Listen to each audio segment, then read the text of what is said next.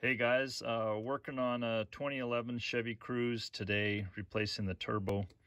And what I wanted to do is go through a bunch of stuff I learned in taking it apart, and also a few tips for putting it back together. First thing I'd recommend is putting this unit on a ramp. There is a fair bit of access from below that you'll need to do to facilitate this, so highly recommend doing that. In terms of parts, I got the Dorman kit, really like it.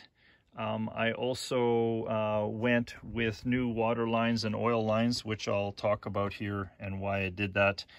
Got everything through Rock Auto. It's kind of a kind of an option. I mean, maybe there's better options on Amazon, but I don't think you get the brand names there quite as much. So anyways, the biggest problem I had in doing this, and one of the reasons I thought I'd make the video, is biggest issue was removing the nuts off of that hold the header in place. And basically the top ones come out nice and easy. The bottom ones did not. So this bottom row down here, I had problems with basically all of them. It took a lot of force. I was probably pulling 50 pounds with 18 inches on a ratchet. So I don't know how many foot-pounds that is off the top of my head, but 50 or 70 pounds, it was a lot. It was all I could do to get those nuts off. And of course I stripped them instantly with just a little 10 millimeter, and that's the damage that I had to do to get it off eventually. I did use best tool I found was this Irwin extractor. I believe it's the 7/16 and 11 millimeter extractor tool. You do need a slim line to get in underneath here, and those nuts are almost right up against the manifold there, so a fat extractor solution will not do it. I actually went to the store looking for other options and came back and just used my old Irwin. And it actually got so bad, of course, I'd stripped them all, trying to reach through underneath here. I did pull off this wastegate system. It comes off quite easy. And then I also had to pull this turbo apart. So if you pull this nut out of here, pull that clamp off, this whole half of the turbo will actually come out with this thing still in place, the exhaust manifold. It is difficult, and I actually did get the whole thing out, including this water return line. Pulled it straight out with a bit of finagling without even bending it or anything. I did eventually replace it, which I will mention in a bit here, but that was my strategy to get it out. So basically with this whole thing gone, you can now hammer an extractor on there and get those bottom nuts out. That took way too long, and so I thought that was the thing I really wanted to share with people. So regarding other things, there's a lot of talk about this 17 millimeter banjo water supply line connection to the block, removing it, and in different videos that I looked at, and I just found the easiest thing is just get like a 6-inch extension on a 3/8 drive, and you got good access here, or you can actually get in from this side over here underneath. So that actually wasn't too difficult. The other one that there was a lot of mention on the videos was getting the oil return bolts, these little star-headed ones. Of course, you just use an 8 millimeter socket to get on those, but from underneath they're actually really difficult to access. And I just found that a 1/4-inch drive worked pretty effectively. I'll show you what I did down there. The harder part, way harder part, was actually getting it back together, of course. I did, I'm just checking my list here on some of the things I wanted to mention. Oh yeah, so that oil return line at the bottom, it's pretty much guaranteed it will break. That plastic becomes very brittle.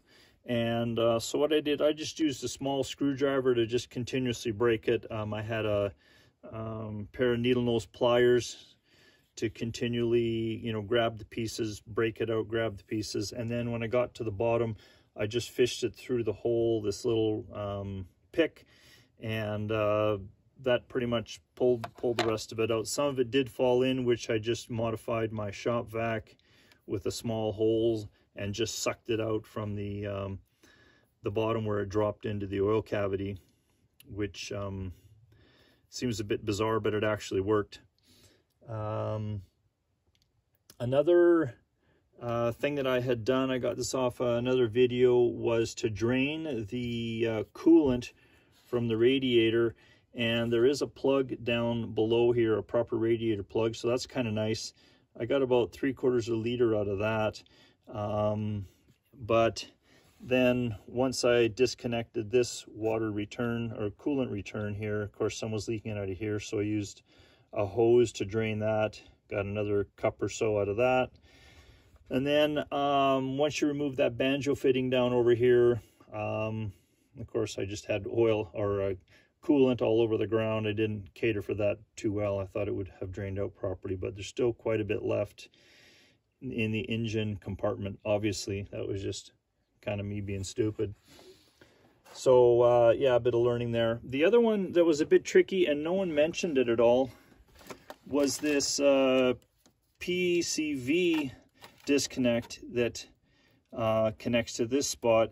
What I ended up doing, the inside of this goes to the inside of this connection here, and then this outer plastic ring goes on the outside. And I just found if I pried against here and here, just kind of slowly popped it out. It probably wouldn't be too good in cold weather, it'd probably break this, but it did pop out. So it's just a different kind of connector I've never seen before, and it just stumped me for a little bit. So that's pretty much the disconnection thing. Now with installation, so I had everything apart and I was trying to figure out what went wrong. One of the videos showed reconnecting an oil line. So that's your oil from the pump, not this line here, but that connection down here. Yeah, so this guy goes down in here and comes into the top of your turbo here. This line is actually totally plugged. And so I hooked up my air compressor, nothing would blow through it. And so the first step I would say is make sure you understand what the problem is. What you don't want to do is put this back in on a brand new turbo, and you won't have a turbo left in a few minutes, obviously, if you don't have oil flow. So first step is figure out what went wrong. So for me, I ended up changing to the new one, which isn't installed yet, but it does have that the insulation on it, which will help, I assume. And of course I did change the outlet, which I already talked about. It breaks really badly, and I'll show you how I put that together down below. And then I also did the water lines, which originally I wasn't going to. So these are new water lines down the return, and that's the inlet there with that 17mm banjo fitting. And basically, because when I got this vehicle, it's the neighbor's vehicle, but it had 4 liters of, or gallons, I guess, of those glycol containers in the back. And when I got looking at the fittings, they looked like they had been leaking a bit. So no point in putting everything together and having that leaking as well. When I talked to the GM parts person, she said that is one thing they recommend, is to change that, because they've had problems with that. So what else did I do? Okay, and so when I did hook this thing back up with the new line, what I did is I ran, I disconnected this, where's the other half of the ignition system, but disconnected that ignition and ran the engine over a whole bunch, which was a recommendation on the YouTube videos. I was a bit surprised how much oil I had to move through it to make it for the oil to clear.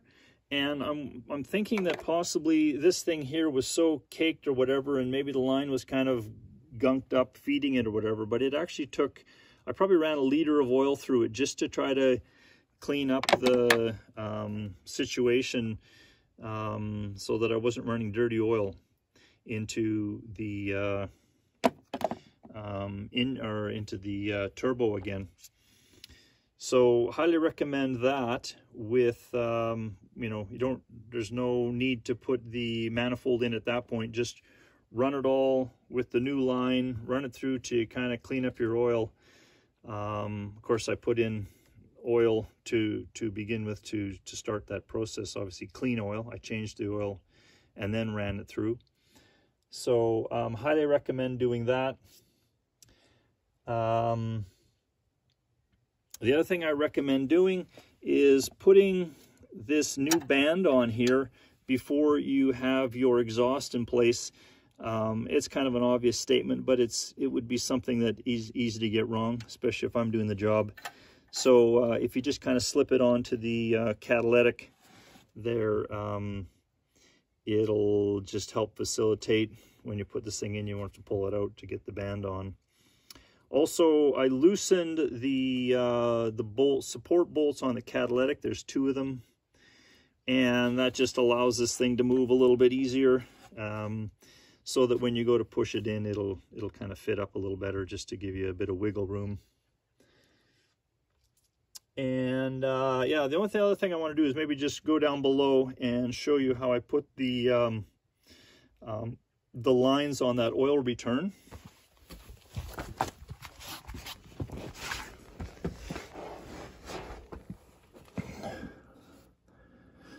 Okay, so here's the oil return system. It's a new thing. This bolt is obviously easy to get at. There's another one just in here, right there.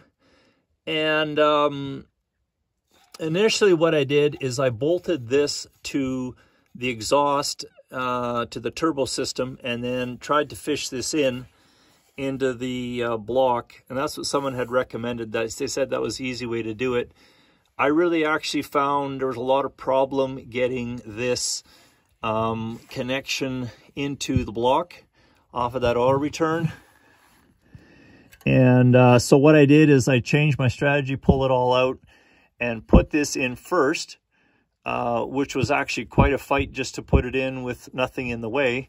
Finally got it into place. Then I lowered the turbo and the exhaust manifold on top of this. Initially what I did is I put in this one first because it's the easy one. I thought I'll align it with that, put that in, and fought with it for a long time. And then what I eventually had to do, pull that out and put this other one in first on the harder to get at side. And if you can kind of move this thing sideways and wiggle it around, you can also kind of rotate the turbo a little bit to give you a little better angle.